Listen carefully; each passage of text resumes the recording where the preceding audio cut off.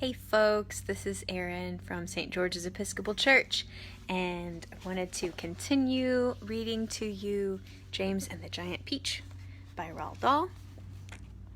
There it is. And we are all the way at chapter 7, so things are starting to get exciting. And if you are just seeing this for the first time, our other two videos are on our Facebook page. And if they're not on our YouTube page, they'll be there soon. And so you can follow along and listen in. Alrighty, James and the Giant Peach, chapter 7. The two women and the small boy stood absolutely still on the grass beneath the tree, gazing up at this extraordinary fruit. Oh, wait a second. Last time I did a little run through. Let me do a little summary. What has happened is we have chapter 1. James Henry Trotter had a very happy life, but then if you remember, his parents got eaten by, I think they got eaten by 2 angry rhinoceroses. So very sad start to the story. And so James goes and lives with his 2 aunts, his Aunt Spiker and his Aunt Sponge, in this scary house. That right there is the peach tree. And he's really sad and lonely. And there are the 2 aunts, and they're very nasty and not very nice. They make him do a lot of work, and they don't give him any sort of love or kindness. And then he meets this magical, mysterious person who gives him all these little green jewels that are sort of like little worms, but instead of eating them himself, he drops them. That's him dropping them, and they all fall on the ground, and they wriggle away from him into the peach tree. And then this is James, that's Aunt Sponge and Aunt Spiker. They look up, and you can't see it, but there's a big peach that is growing up there. And so that is where we left off. And so this is chapter 7. The 2 women and the small boy stood absolutely still on the grass beneath the tree, gazing up at this extraordinary fruit. James's little face was glowing with excitement. His eyes were as big and bright as 2 stars. He could see the peach swelling larger and larger, as clearly as if it were a balloon being blown up. In half a minute, it was the size of a watermelon. In another half minute, it was twice as big again. I had to plug in my phone. "Just look at it growing," said Aunt Spiker. "It will never stop," Aunt Sponge shouted, waving her fat arms and starting to dance around in circles. And now it was so big it looked like an enormous butter-colored pumpkin dangling from the top of the tree. "Get away from that tree trunk, you stupid boy," called Aunt Spiker. "The slightest shake and I'm sure it'll fall off. It must weigh 20 or 30 pounds at least." The branch that the peach was growing upon was beginning to bend over further and further because of the weight. "Stand back," Aunt Sponge shouted. "It's coming down. The branch is going to break." But the branch didn't break. It simply bent over more and more as the peach got heavier and heavier, and still it went on growing. In another minute, this mammoth fruit was as large and round as Aunt Sponge herself, and probably just as heavy. "It has to stop now," Aunt Spiker yelled. "It can't go on forever." But it didn't stop. Soon it was the size of a small car, and it reached halfway to the ground. Both aunts were now hopping around and around the tree, clapping their hands and shouting all sorts of silly things in their excitement. "Hallelujah!" Aunt Spiker shouted. "What a peach! What a peach!" "Terrifico!" Aunt Sponge cried. "Magnifico! Splendifico! What a meal!" "It's still growing." I know. As for James, He was so spellbound by the whole thing that he could only stand and stare and murmur quietly to himself, "Oh, isn't it beautiful? It's the most beautiful thing I've ever seen." "Shut up, you twerp!" Aunt Spiker snapped, happening to overhear him. "It's none of your business." "That's right," Aunt Sponge declared. "It's got nothing to do with you whatsoever. Keep out of it." "Look," Aunt Spiker shouted. "It's growing faster than ever now. It's speeding up." "I see it, Spiker. I do. Bigger and bigger grew the peach. Bigger and bigger and bigger. Then at last, when it had become nearly as tall as the tree that it was growing on, as tall and wide, in fact, as a small house, the bottom part of it gently touched the ground, and there it rested.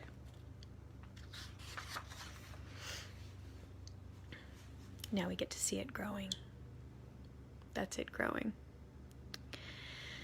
"It can't fall off now," Aunt Sponge shouted. "It stopped growing," Aunt Spiker cried. "No, it hasn't." "Yes, it has." "It's slowing down, Spiker, it's slowing down, but it hasn't stopped yet. You watch it." There was a pause. "It has now." "I believe you're right." "Do you think it's safe to touch it?" "I don't know. We'd better be careful." Aunt Sponge and Aunt Spiker began walking slowly around the peach, inspecting it very cautiously from all sides, like they were a couple of hunters who had shot an elephant and were not quite sure whether it was dead or alive. And the massive fruit towered over them so high that they looked like small people from another world beside it. The skin of the peach was very beautiful, a rich, buttery yellow with patches of brilliant pink and red. Aunt Sponge advanced cautiously and touched it with the tip of one finger.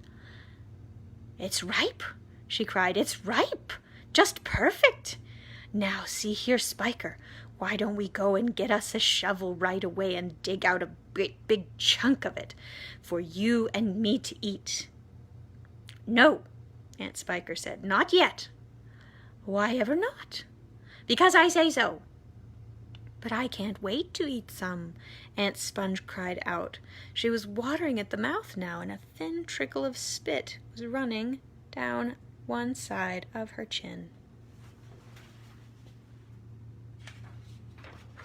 And if you want to remember what colors a peach is, we have some right here. They are really, really pretty. "My dear Sponge," Aunt Spiker said slowly, winking at her sister and smiling a sly, thin-lipped smile. "There's a pile of money to be made out of this. If only we can handle it right. You wait and see." That is the end of Chapter 7. Chapter 8. The news that a peach almost as big as a house had suddenly appeared in someone's garden spread like wildfire across the country. And the next day a stream of people came scrambling up the steep hill to gaze upon this marvel.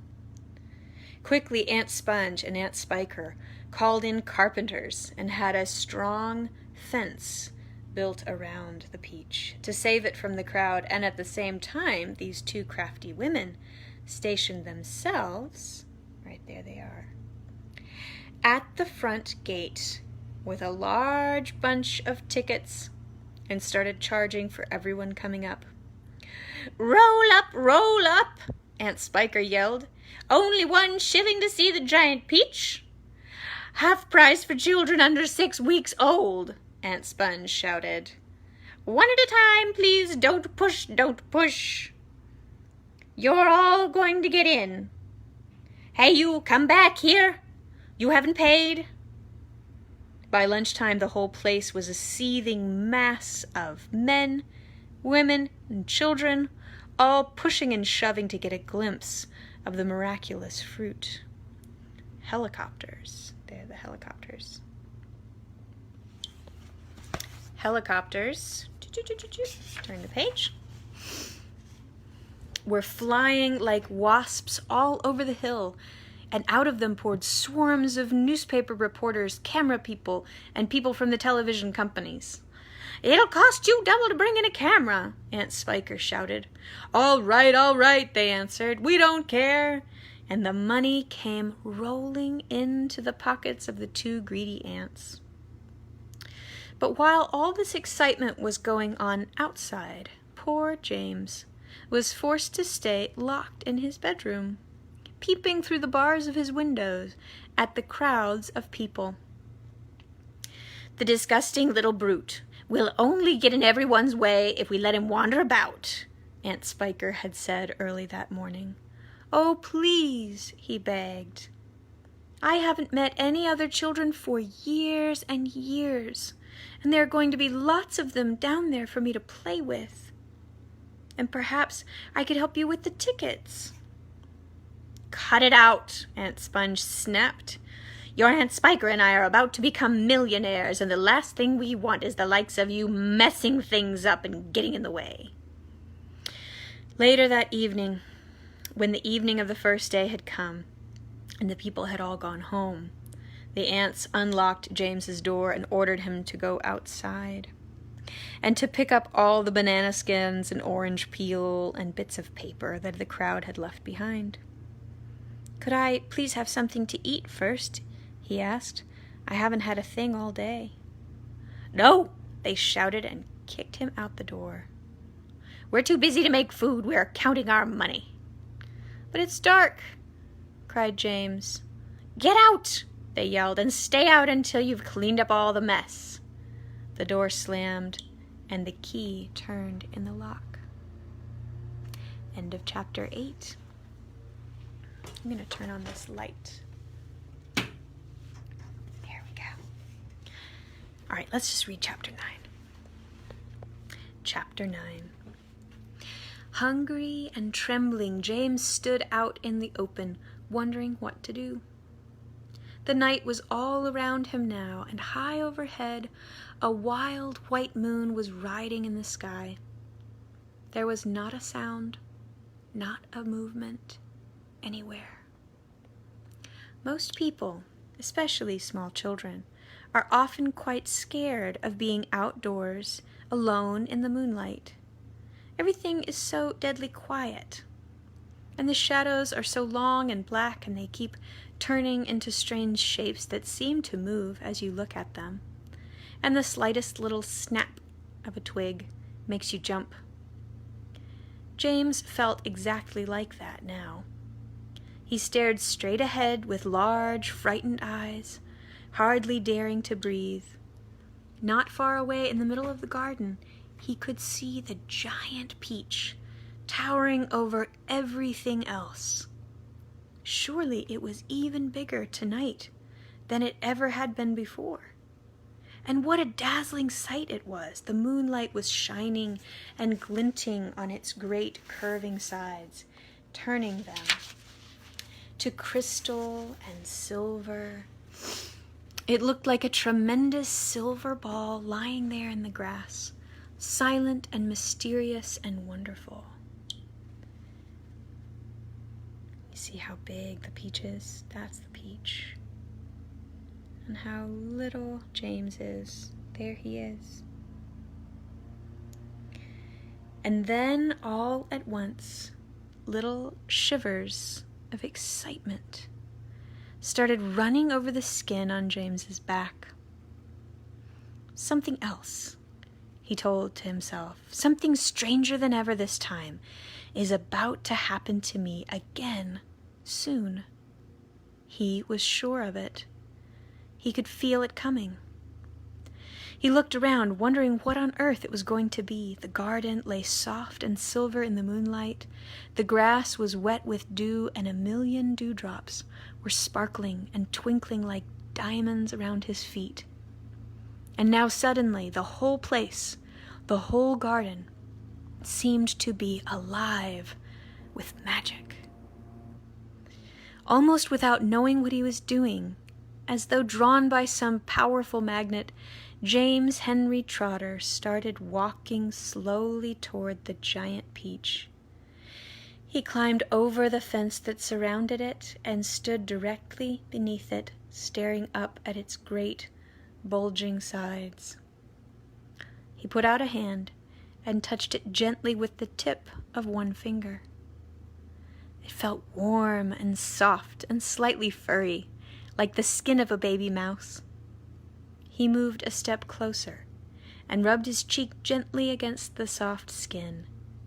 Then suddenly, while he was doing this, he happened to notice that right beside him and below him, close to the ground, there was a hole in the side of the peach.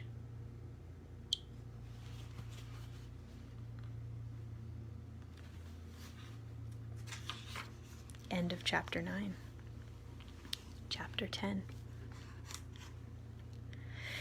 It was quite a large hole, the sort of thing an animal about the size of a fox might have made.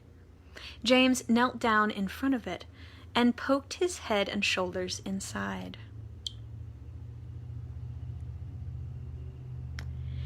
He crawled in. He kept on crawling. This isn't just a hole, he thought excitedly, it's a tunnel. The tunnel was damp and murky, and all around him there was the curious, bittersweet smell of fresh peach. The floor was soggy under his knees, the walls were wet and sticky, and peach juice was dripping from the ceiling. James opened his mouth and caught some of it on his tongue. It tasted delicious. He was crawling uphill now, as though the tunnel were leading straight towards the very center of the gigantic fruit. Every few seconds he paused and took a bite out of the wall. The peach flesh was sweet and juicy and marvelously refreshing. He crawled on for several more yards, and then suddenly, bang! The top of his head bumped into something extremely hard, blocking his way. In front of him there was a solid wall that seemed at first as though it were made of wood. He touched it with his fingers. It certainly felt like wood, except that it was very jagged and full of deep grooves. "Good heavens," he said, "I know what this is. I've come to the stone in the middle of the peach." Then he noticed that there was a small door cut into the face of the peach stone. He gave a push. It swung open. He crawled through it, and before he had time to glance up and see where he was, he heard a voice saying, "Look who's here!" And another one, "We've been waiting for you." James stopped and stared at the speakers, his face white with horror. He started to stand up, but his knees were shaking so much that he had to sit down on the floor again. He glanced behind him, thinking that he could bolt back into the tunnel, the way he had come, but the doorway had disappeared. There was now only a solid brown wall behind him.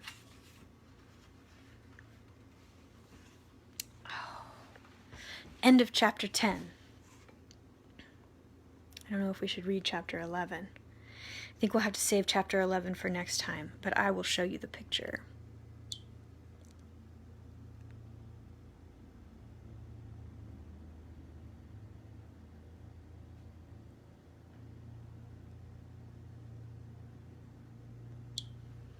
I'm not even going to say anything.